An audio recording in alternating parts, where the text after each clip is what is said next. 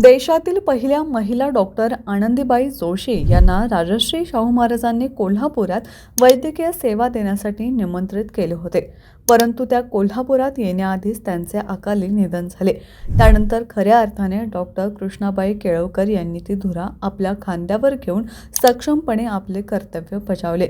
Sir Albert Edward hospital म्हणजेच सध्याचे छत्रपती प्रमिलाराजे सर्वोपचार रुग्णालय या ठिकाणी डॉक्टर कृष्णाबाई केळवकर कार्यरत होत्या. त्यांच्या उत्कृष्ट कार्याचा सन्मान म्हणून महिला विभागासाठी स्वतंत्र वॉर्डाची नेमणूक करून राजश्री शाहू महाराज यांनी केळवकर यांना त्यांचे प्रमुखपद बहाल केले.